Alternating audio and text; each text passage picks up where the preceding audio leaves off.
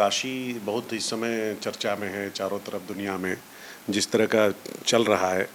आपको आप क्या कहेंगे? आपने तो बचपन से इन गलियों में देखा है, विश्वनाथ मंदिर के बगल में निवास है आपका, तो कितना आक्रांताओं ने इसको इनका मतलब नुकसान पहुंचाया, किस रूप से आप देखते हैं? देखिए साहब, क्या है कि आक्रांताओं के दृष्टिकोण से यदि देखा जाए तो काशी अभी भी और हजारों हजार साल से अनादिकाल से सदैव मणि सदृश चमकता हुआ स्थान था। ऐसा मेरे कहने के पीछे कारण आप समझें अच्छी तरीके से। बौद्ध, जैन, ऐसा नहीं है कि यह सिर्फ एकमात्र सनातन धर्मावलंबियों का ही मुख्य केंद्र है। बुद्ध को भी ज्ञान प्राप्ति होने के साथ सबसे पहली दफा उन्होंने अपने शिष्यों को जो ज्ञान प्रसार किया है उसके लिए सारनाथ, वह भी काशी के अंतर्गत है। या जैन तीर्थंकरों की जब कभी हम चर्चा करते हैं तो उन तीर्थंकरों को महावीर स्वामी इत्यादि के क्रम में जो बड़े प्रधान और पूज्य माने जाते हैं पार्श्वनाथ जी महाराज, उन पार्श्वनाथ जी महाराज का भी जन्म स्थान काशी में है। उनका भी मंदिर भेलूपुर एरिया में आपको देखने को मिलेगा। भदैनी घाट पर भी जैनियों का एक बड़ा तीर्थ देखने को मिलता है। तो इस प्रकार से सिखिज़म की यदि हम चर्चा करें तो मैं समझता हूं कि सिखों के गुरुओं की परंपरा में दसम गुरु गुरु गोविंद सिंह जी महाराज तक सभी गुरुओं को की साधना स्थली काशी रही है। तो प्रत्येक दृष्टिकोण से काशी महत्वपूर्ण रहा है। तो मुगल या मुगलों से पूर्व गुलाम वंश के आक्रांताओं या 11वीं सदी से जो बाहरी आक्रांता भारत में प्रवेश कर रहे हैं उनके लिए भी काशी सदैव आकर्षण का केंद्र रहा और लगातार काशी पर आक्रमण हुए हैं। मैं किसी एक वंश को या किसी एक मुगल आक्रांता को मैं कोट नहीं करता हूँ, मैं लगातार सबको कोट करता हूँ। गजनी से लेकर के रजिया बीबी से लेकर के रजिया सुल्तान से लेकर के और औरंगजेब तक की यात्रा में आप देखेंगे कि सबका प्रहार कुछ न कुछ काशी में हुआ है। काशी में कृत्तिवासेश्वर मंदिर जो विश्वेश्वरगंज के निकट है वहाँ से आप चलिए या फिर उससे भी और आगे आप जाइए तो लाट भैरव का स्थान है, वह भी अभी प्रत्यक्ष विवादित है। अब मैं जिस कृत्तिवासेश्वर की चर्चा कर रहा हूँ उस कृत्तिवासेश्वर के मस्जिद पर अब यदि आप जाएं तो मैं नहीं समझता हूँ कि भारतवर्ष में या कहीं अन्यत्र भी कोई भी इस तरीके का आर्किटेक्ट किसी भी मस्जिद का आपको मिलेगा। वह स्पष्ट देख करके यहाँ तो मस्जिद पर चूना पोता हुआ है लेकिन वहाँ जाकर के देखेंगे तो वहाँ तो वाइट वॉश भी नहीं है। सामने देखने से आपको प्रतीत होगा, भ्रम उत्पन्न हो जाएगा कि यह मस्जिद नहीं, यह मंदिर ही है।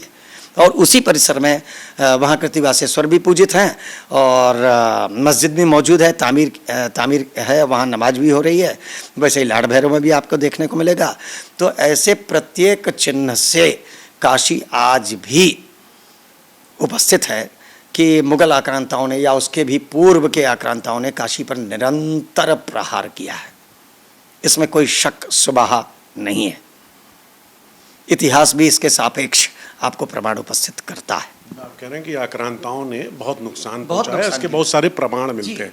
ज्ञानवापी मस्जिद, उसमें भी प्रमाण है? बिल्कुल, वहाँ तो और भी, जैसे मैं अभी आपको कृत्तिवासेश्वर को कोट कर रहा हूँ तो ज्ञानवापी में भी ऐसा प्रत्यक्ष आपको देखने को मिलेगा। आप उनकी बैक वॉल को जाकर के देखिए और देखने से ही स्पष्ट हो जाएगा कि यह मंदिर का आर्किटेक्ट है या मस्जिद का आर्किटेक्ट है। और यदि मस्जिद का आर्किटेक्ट है तो इसमें यह घंटियाँ क्यों बनी हुई हैं, त्रिशूल क्यों बने हुए हैं, कमल का फूल क्यों है और इस तरीके का और कहीं पूरी दुनिया में देखने को क्यों नहीं मिलता है। ये तो सहज सामान्य देखने का विषय है। जहाँ तक चर्चा करिए आप, यदि राम जन्मभूमि, कृष्ण जन्मभूमि या काशी की, ये तीन पर जो विशेष रूप से फोकस है तो उसमें से काशी तो सबसे अन्यतम है। यहाँ पर किसी जांच वगैरह की तो मैं नहीं सोचता हूँ कि ऐसी कोई आवश्यकता है। यहाँ तो प्रत्यक्ष नंगी आँखों से देखे से यह बात स्पष्ट है। आप कह रहे हैं कि प्रामाणिक है? हाँ, नंगी आँखों से देखे से मैं तो इतना कह रहा हूँ।